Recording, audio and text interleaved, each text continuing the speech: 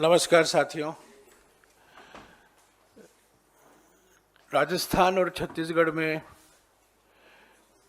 आने वाले चुनावों में बीजेपी की हार निश्चित है। क्योंकि हार निश्चित है, प्रधानमंत्री और उनकी पार्टी ने ईडी और सीबीआई का दुरुपयोग भारी मात्रा में शुरू कर दिया है। राजस्थान में हुआ है और पिछले कुछ दिनों में आप देख रहे हैं, पढ़ रहे हैं, छत्तीसगढ़ में भी ये दुरुपयोग भारी मात्रा में की जा रही है। इसके बारे में विस्तार से हमारे महासचिव संगठन के केसी वेणुगोपाल जी और जाने माने हमारे वकील और सांसद डॉक्टर अभिषेक मनु सिंघवी जी इसके ऊपर आपको पूरी जानकारी देंगे। मैं यही कहना चाहता हूं, ये बिल्कुल साफ दुरुपयोग है, ये प्रतिशोध की राजनीति है और इसलिए अपनाया जा रहा है क्योंकि बीजेपी की हार बिल्कुल निश्चित है। इन दोनों राज्यों में भरोसा बरकरार है, फिर से कांग्रेस सरकार है।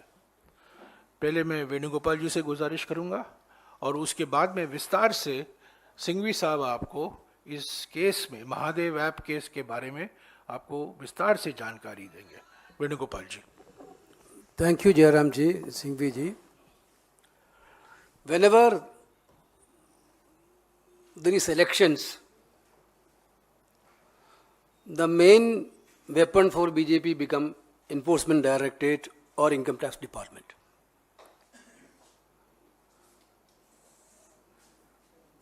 We saw in Karnataka elections, during the election itself, they raided more than 100 Congress candidates. Now almost 8-9 months over.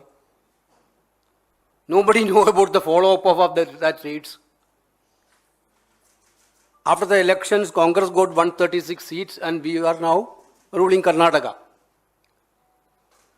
Now all the states, 5 states, including Mizoram, Chhattisgarh, Rajasthan, Madhya Pradesh and Telangana, public mood is very clear. In all these states, Congress is going to form the government. Whenever BJP sees the ground is slipping from their feet, they have only one weapon with them, ED. Chhattisgarh, for example, Chhattisgarh and Rajasthan, our government was so popular. The scheme of these two governments are reaching to the common people of the two states. And the entire state is now praising about the Congress government's welfare activities. They have only one target: to damage the image of the Chief Minister of Chhattisgarh and to damage the image of Chief Minister of Rajasthan. They are continuously targeting Bhupesh Baghel, who is coming from the grassroots level and become one of the most popular Chief Minister of this country. They know that this election is going to be one-sided.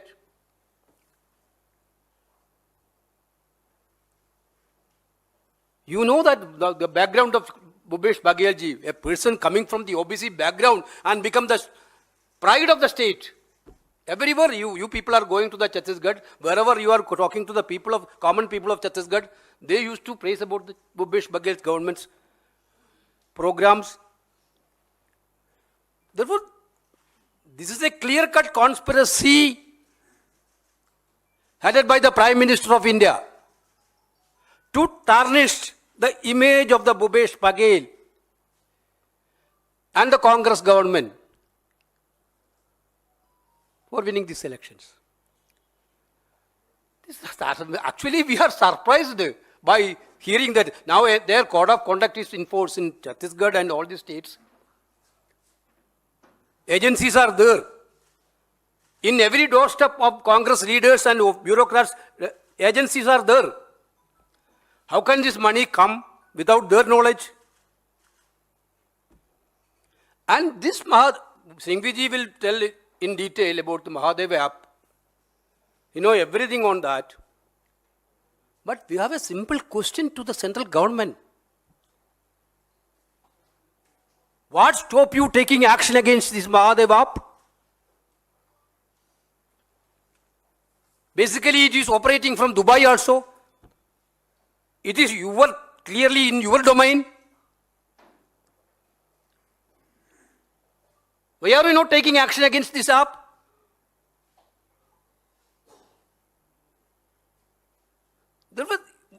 On the other side, our government, Chhattisgarh government, we can narrate you how many actions, how many cases, how many arrests we have done in Chhattisgarh on this issue.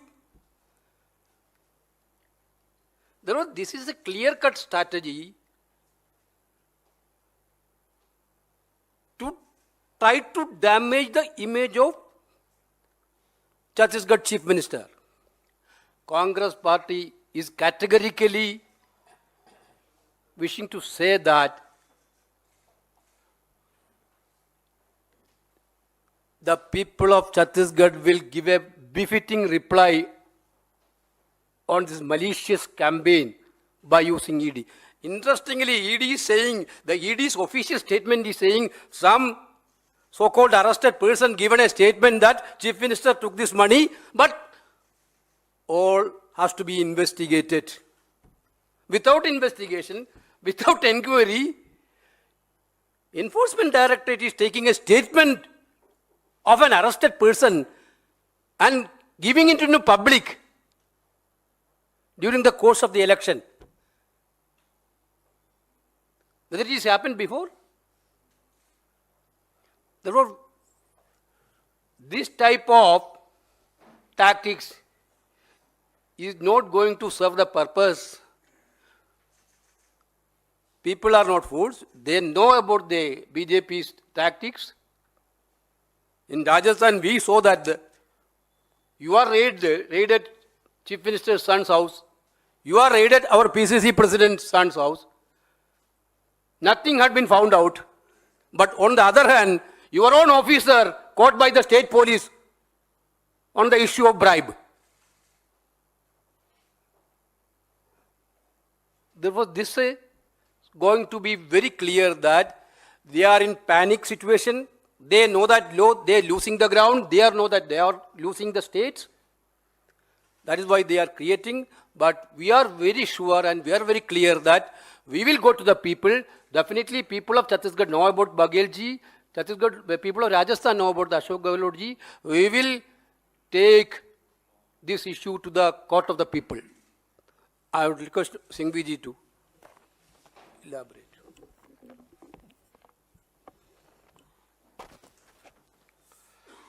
Venugopal जी, जयराम जी, दोस्तों, जैसा कि मेरे दोस्तों ने कहा, ये सर्वविदित है कि छत्तीसगढ़ में बुरी हार की तरफ अग्रसर है बीजेपी। पूरी दुनिया जानती है, वो जानते हैं, और हर मापदंड से ये सर्वविदित है। यह भी सर्वविदित है कि ईडी के साथ साझेदारी कह लीजिए, पार्टनरशिप, गठबंधन कह लीजिए, सहयोग कह लीजिए, ईडी के साथ साझेदारी, गठबंधन और सहयोग बीजेपी सरकार और बीजेपी पार्टी का तीव्रता से बढ़ रहा है जैसे जैसे वो हार उनके पास आ रही है। लेकिन ऐसे मापदंडों के बाद भी इतनी घृणात्मक स्थिति पहुंचाएगी ये सरकार बीजेपी वाली और बीजेपी पार्टी, ये मैं समझता हूं इस देश ने सोचा नहीं था। और ये क्यों घृणात्मक बताना चाहता हूं आपको। जो उन्होंने खुद ने कीर्तिमान और मापदंड और मील पत्थर स्थापित किए हैं, उनसे भी आगे जाता है ये केस। ये इसमें एक मजाकिया बात यह है कि 1.5 वर्ष पहले जो पहला कोतवाल है, यानी छत्तीसगढ़ पुलिस, वो पहला कोतवाल जांच शुरू कर देता है अभियुक्त बना देता है, बहुत सारी चीजें जब्त कर लेता है, और उसके 1.5 साल बाद चुनाव के बीच में 4 दिन बचे हैं पहले प्रसंग के और 15 दिन में सब कुछ ओवर है छत्तीसगढ़ में, उसके 1.5 साल बाद दूसरा कोतवाल छलांग लगाता है केंद्र सरकार के निर्देश पे, यानी ईडी, और कई कर्मचारियों के ऊपर प्रताड़नाएं करता है, जो बताने वाला हूं मैं आपको किस प्रकार की प्रताड़नाएं। तो ये जाहिर है कि ऐसे ही नहीं बनाया गया है फर्जी मामला, ऐसे ही नहीं कस रहे हैं नकेल, क्योंकि वो जानते हैं कि जीत रहे हैं भूपेश बघेल। मैं आपको इसके बारे में बताऊं साहब, हम आपको देने वाले हैं अभी दस्तावेज, जिसमें एक चार्ट है पीछे। ये दुर्भाग्य की चार्ट है और रोचक चार्ट भी है। 2022 मार्च से लेके अभी तक रायपुर ले लीजिए, दुर्ग ले लीजिए, बिलासपुर ले लीजिए, जगदलपुर ले लीजिए, अंबिकापुर ले लीजिए, मैं आपको डिटेल्स नहीं दे रहा हूं, सब तरफ से लगभग 450 लोगों को गिरफ्तार किया है। किसने किया है? छत्तीसगढ़ पुलिस ने। मैंने कहा ना, पहला कोतवाल। 72 केसेस रजिस्टर हुए हैं पूरे प्रदेश में, अलग अलग डिस्ट्रिक्ट्स में।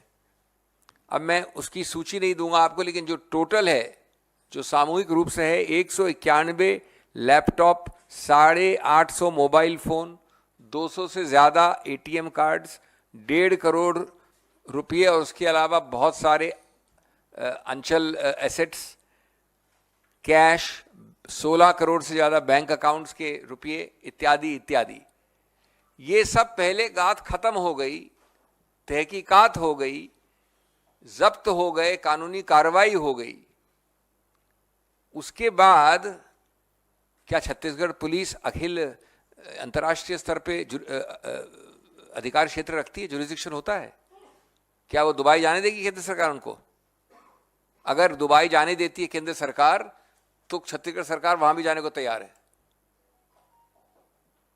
क्या वो लेटर्स रेगुलेटरी कर सकते हैं, बुला सकते हैं, एक्सट्रेडिशन की बात कर सकते हैं?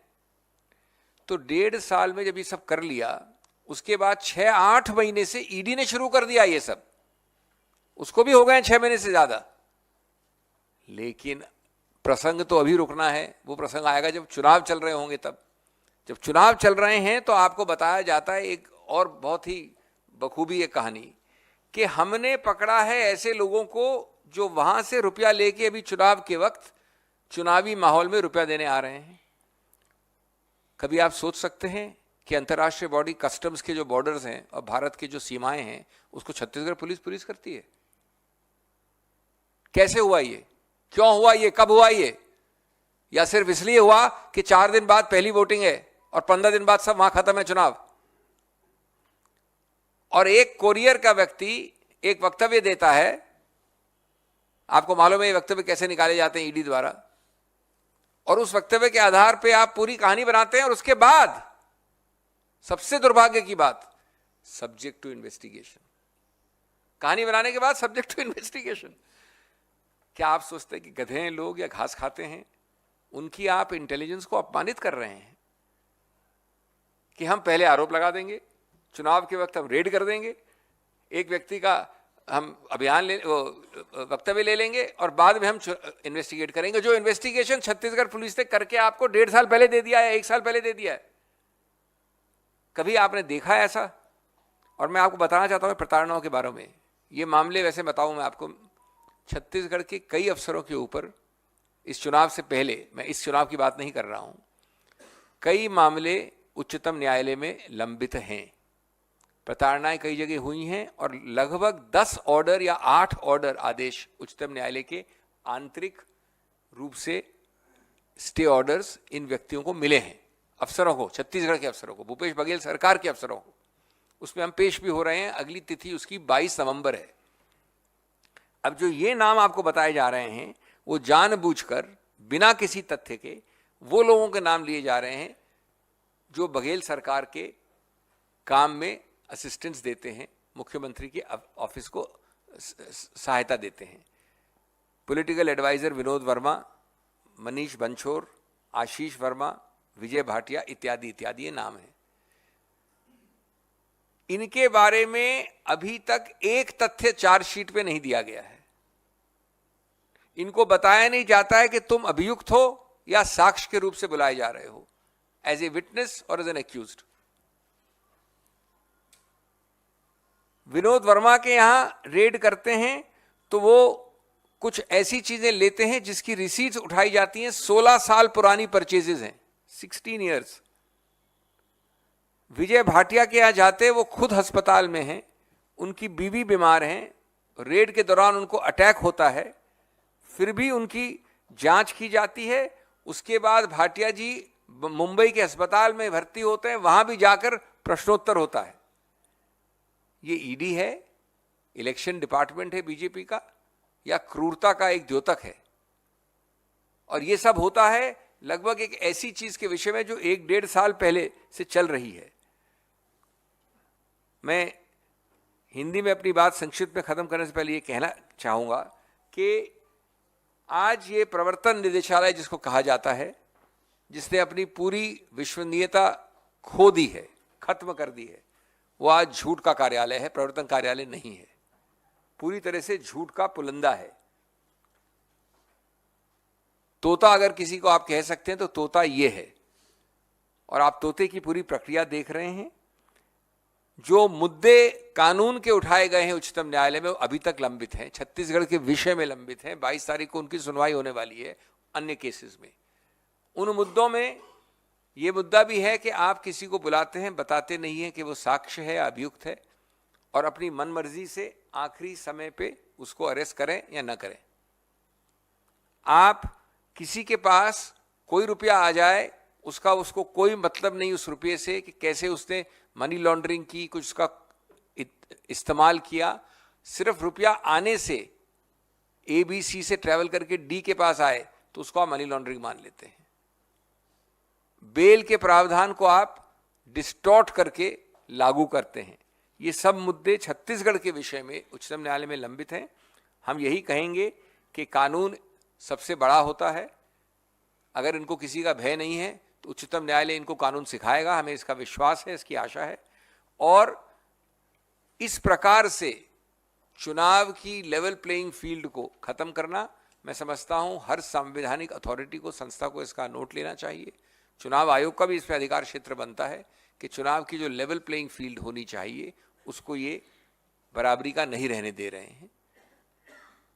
इस मामले में हम भर्त्सना करते हैं और सबसे इसका अच्छा उत्तर आने वाला है छत्तीसगढ़ की जनता जनार्दन से, जो आपको निकट भविष्य में मिलेगा। इंग्लिश और यू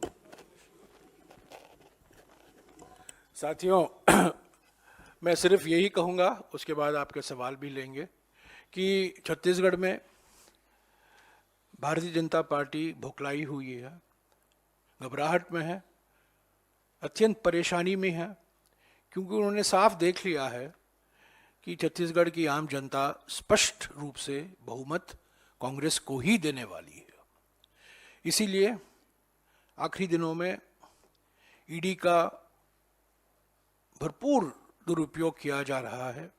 और अभी अभी सिंघवी साहब ने आपको बताया है कि मार्च 2022 से लेकर छत्तीसगढ़ सरकार कार्रवाई कर रही है। इसकी जानकारी आपको दी जाएगी विस्तार से। जो कार्रवाई की गई है छत्तीसगढ़ की सरकार से, छापे मारे गए हैं दिल्ली में, उड़ीसा में, मध्य प्रदेश में।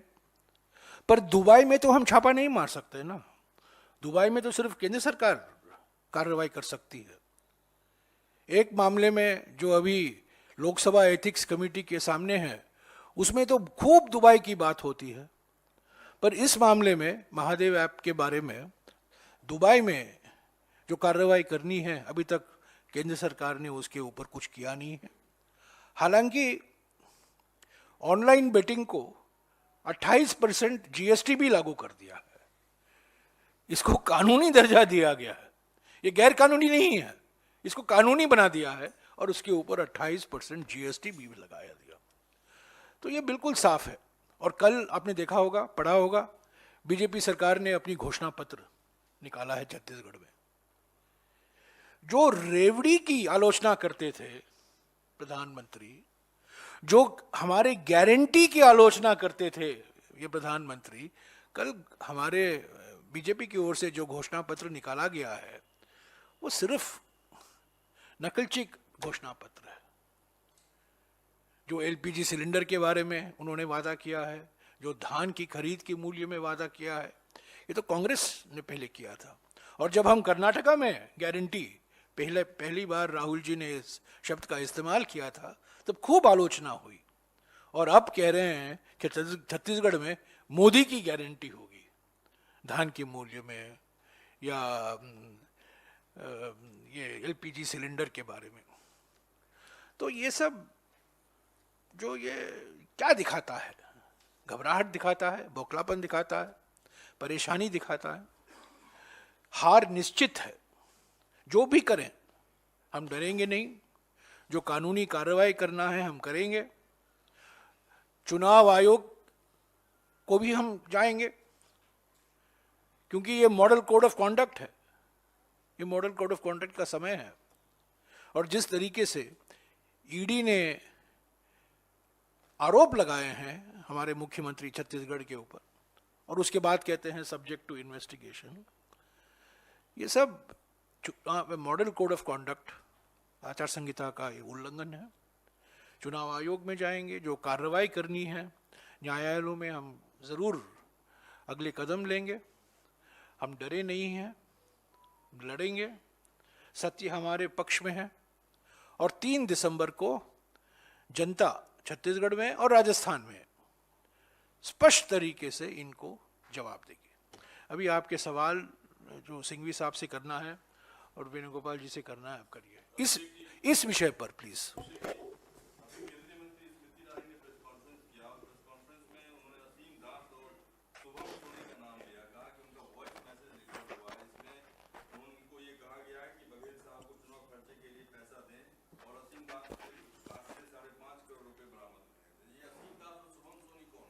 देखिए, पहले तो ये निर्णय कर लें मिस ईरानी कि वो क्या वो जाती हैं ईडी डिपार्टमेंट में, या ईडी डिपार्टमेंट के घर आता है ये इन्फॉर्मेशन देने के लिए।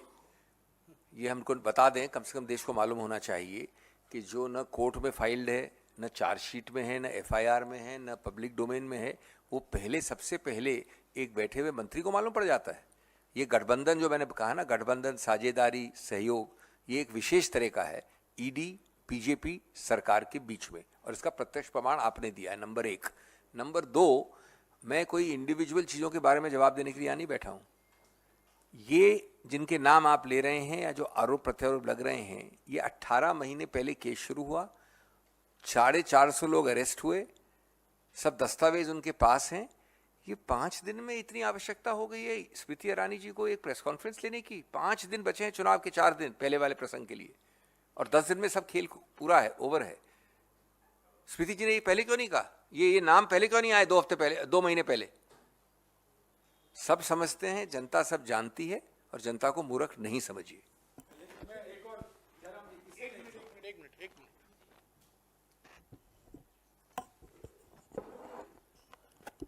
चौबीस अगस्त 2023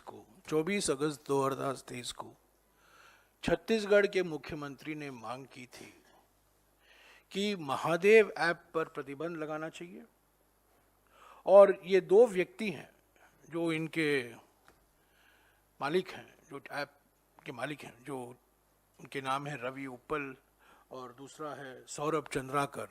इनको फौरन गिरफ्तार करना चाहिए। ये मुख्यमंत्री, छत्तीसगढ़ के मुख्यमंत्री 24 अगस्त 2023 को इन्होंने ये मांग की थी। मैं स्मृति ईरानी जी से पूछना चाहता हूं, उस मांग का क्या हुआ? आपने मुख्यमंत्री ने जो डिमांड किया था, जो मांग की थी केंद्र सरकार की ओर से, उनको पूरा क्यों नहीं किया अब तक? अभी और कोई इल्जाम लगा रहे हैं। असली बात तो ये है, महादेव ऐप पर आपने प्रतिबंध नहीं लगाया, और ये रवि उप्पल और सौरभ चंद्राकर को आपने गिरफ्तार नहीं किया। Sanjeev. Sir, you just said that you'll move the election commission because the level playing field is being disturbed. One, would you also move court, because you've indicated that you may move court. So will you move court against for defamation, because you said... Basically, Singhviji already told that the level playing field for the election is not in this country nowadays. Therefore, definitely we will go to the election commission. Certainly, already Singhviji is already looking for the legal options also. Okay. And how would you respond to the BJP's charge that the election campaign of the Congress is being funded through Hawala transactions? However, This is what she's alleged. the entire election fund circulated by the BJP in all these states, everybody know that we are starving for funds, brother. Basically, our candidates are starving for funds. And just recently, 1 day ago, 2 days ago, the Supreme Court has told you in detail opaque, non-transparent, one-sided manner in which all these funds are used for election by the BJP. How do they come? Which electoral bond? Can you imagine that in countries 60% plus funds only by electoral bond go to one party and all the other 25-30 parties are within the 40%? ये आपको अभी 2 दिन पहले उच्चतम न्यायालय के प्रश्नोत्तर में आपने सुना है कि चुनाव के लिए पैसों का इस्तेमाल दुरुपयोग कैसे किया जाता है, इलेक्टोरल बॉन्ड में और एसबीआई के जरिए कौन किसको कितना देता है, उसके ऊपर किस प्रकार का दुष्प्रभाव पड़ सकता है, और सबसे रोचक कि पूरे देश में एक पार्टी को औपचारिक आंकड़ों के आधार पर, ये मेरे या वेणुगोपाल जी के, जयराम रमेश जी के आंकड़े नहीं है, औपचारिक पब्लिश्ड आंकड़ों में 60% उनको मिलता है और बाकी सब 20, 25, 30 पार्टियों को 40% मिलता है, और अब वो बोल रहे हैं कि हम हवाला से रुपए ले रहे हैं। जयराम जी, मेरा सवाल ये है कि जो ताज़ा मामला आया है, इसके बाद बीजेपी हमलावर है, एक नई राजनीतिक पिच तैयार हुई है, क्योंकि चुनाव जिस तरीके से चल रहा था उसमें अलग अलग मुद्दे थे, अलग अलग विषय थे, लेकिन इस बीच ये जो मुद्दा उठा है इसका जवाब देना बहुत मुश्किल हो सकता है। चुनावी टाइमिंग में अपनी पिच पर लिया ये बीजेपी, ऐसा लगता है।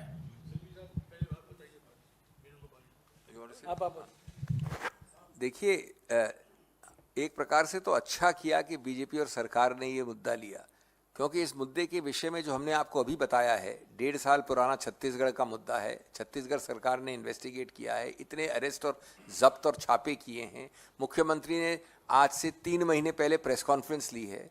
स्मृति ईरानी जी, एक सिटिंग मंत्री को वो तथ्य पता है जो न चार्जशीट में है न एफआईआर में है। ये सब अच्छी बात है, क्योंकि इससे हम जनता जनार्दन के सामने उनका पर्दाफाश कर पा रहे हैं। तो जो चीज़ को आप समझते हैं कि आक्रमण है उनके बारे में, वो उनको खुद को एक्सपोज करता है।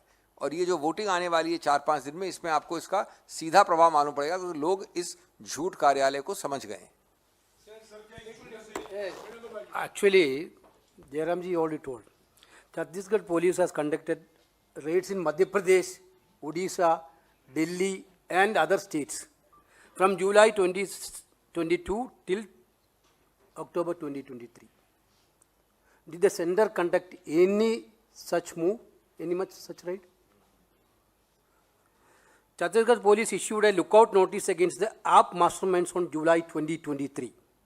Has the center made any attempt to arrest the masterminds? Chhattisgarh government that has registered more than 70 cases, made more than 450 arrests. Have you made any single arrest?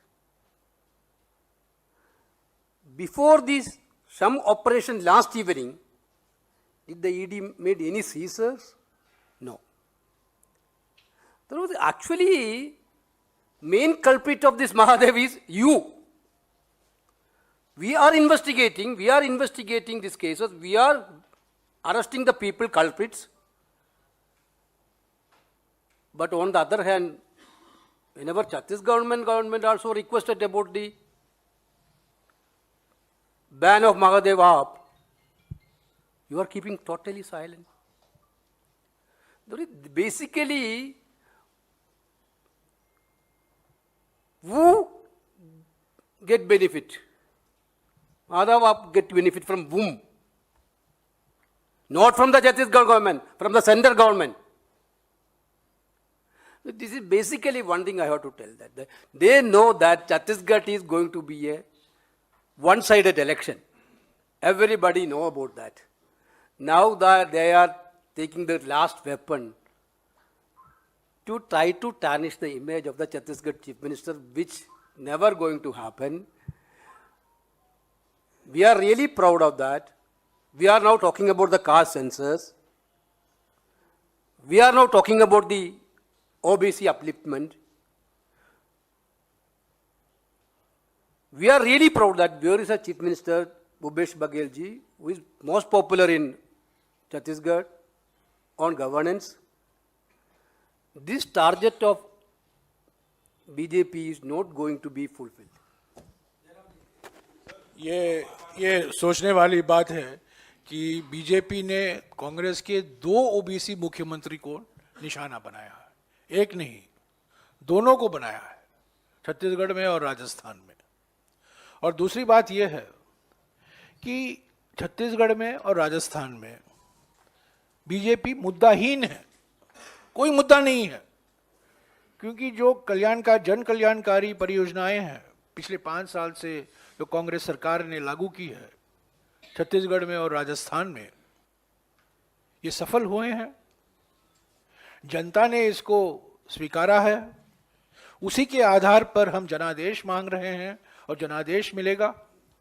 और आखिरी वक्त पर प्रधानमंत्री और उनके सहयोगियों की एक ही रणनीति है, बदनाम करो, कांग्रेस नेताओं को बदनाम करो, झूठे इल्जाम लगाओ, ताकि लोगों का ध्यान और कहीं भटक जाए, पर लोगों का ध्यान और कहीं नहीं भटकेगा। वो जानते हैं 5 साल में जो काम किया है कांग्रेस सरकार ने, उसको बरकरार रखना है, भरोसा है, कांग्रेस की गारंटियां हैं, कांग्रेस प्रेसिडेंट राहुल जी ने जो कहा है वो करके ही हम दिखाएंगे,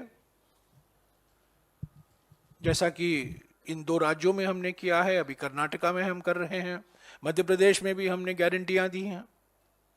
तो अभी बीजेपी भी गारंटी शब्द का इस्तेमाल कर रही है, हालांकि वो कह रही है ये बीजेपी की गारंटी नहीं है, ये मोदी की गारंटी है। तो पहले प्रधानमंत्री यू टर्न के उस्ताद हुआ करते थे, जीएसटी पर यू टर्न लिया, आधार पर यू टर्न लिया, महात्मा गांधी नरेगा पर यू टर्न लिया, अभी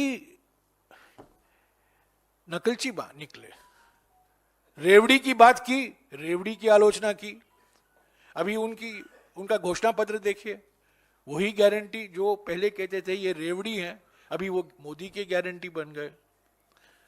तो बिल्कुल हार निश्चित है। और ये सब जो अभी बात उठ रही है महादेव ऐप की, ये सब आखिरी वक्त का ये रणनीति है ताकि कांग्रेस और कांग्रेस नेताओं को बदनाम करें।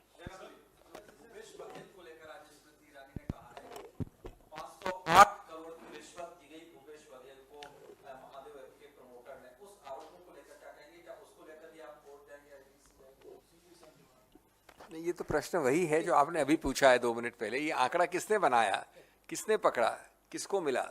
स्मृति ईरानी जी वही बोल रही हैं जो उनको चिट्ठी पकड़ा देती है ईडी। 508 का ये कौन सा आंकड़ा है? इसका आधार 1.5 साल के इन्वेस्टिगेशन के बाद और 6 महीने के ईडी के दुबई के इन्वेस्टिगेशन के बाद ये आधार है एक व्यक्ति जो कुरियर है उसके वक्तव्य पे। टोटल आधार ये है, उस कुरियर के वक्तव्य को एक सिटिंग कैबिनेट मंत्री दोहरा रहा है। बघेल जी ने कल कहा है कि अगर इस प्रकार का वक्तव्य आप किसी भी प्रभाव दुष्प्रभाव से निकाल लें और उससे कोई वाक्य लिखवा लें तो क्या अगले दिन आप प्रधानमंत्री के विरुद्ध कार्रवाई करेंगे, उसकी जांच करेंगे, उसका कॉरोबोरेशन एविडेंस लेंगे, क्या इसमें तथ्य है? ये व्यक्ति 1.5 साल से कहां था, चुप क्यों था? ये व्यक्ति अचानक पैदा क्यों हुआ 4 दिन पहले चुनाव के?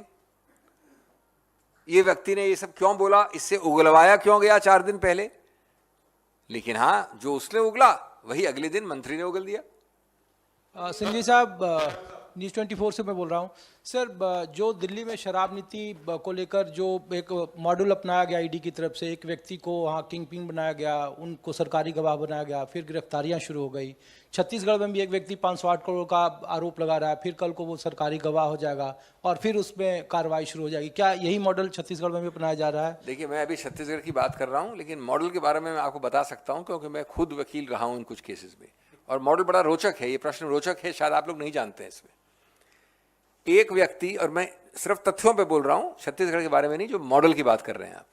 व्यक्ति ए एक वक्तव्य देता है कि कुछ गलत नहीं हुआ, वही व्यक्ति ए वो वक्तव्य को दूसरी बार दोहराता है, कुछ गलत नहीं हुआ।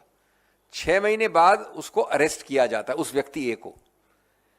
उसके 6 महीने के अरेस्ट के बाद जब वो गिरफ्तारी में है, तब चौथा वक्तव्य देता है कि मैं अप्रूवर बनना चाहता हूं, और 5वां वक्तव्य अप्रूवर का रिकॉर्ड होने के बाद उसको रिहा कर दिया जाता है। जब माननीय लॉ ऑफिसर अपीयर होते हैं कोर्ट में तो कहते हैं कि हमारे को इसकी बेल अपोज नहीं करनी है। ये 3 व्यक्तियों के साथ हुआ है, लिखित है, तारीखें हैं, वक्तव्य हैं। अब इस मॉडल को आप न कहिए छत्तीसगढ़ मॉडल, न कहिए दिल्ली मॉडल, इसको कहिए मोदी मॉडल, बीजेपी मॉडल, सरकार मॉडल।